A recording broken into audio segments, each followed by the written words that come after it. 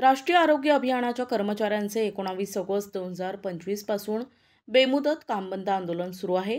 14 मार्च 2024ला शासन निर्णय निर्गमित होऊनही 1.25 वर्ष उलटून गेले तरी कर्मचाऱ्यांचं नियमित सेवेत समायोजन झालेले नाही।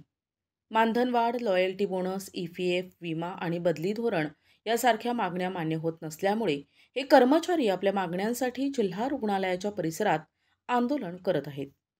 आरोग्यमंत्री महोदयांनी 8 आणि 10 जुलैला संघटनेच्या शिष्टमंडळाला समायोजन प्रक्रिया आणि इतर मागण्या पूर्ण करण्याचे आश्वासन दिले होते।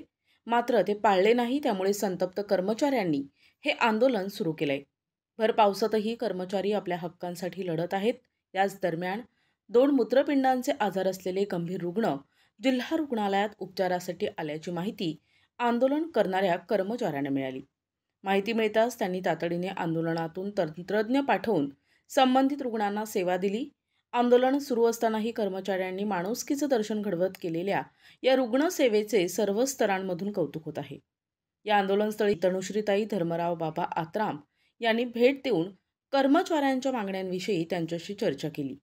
यावेळी जितेंद्र कोडगले, राजकुमार देवके, निलेश सुभेदार, वैशाली बोबाटे, मनोज गेडाम,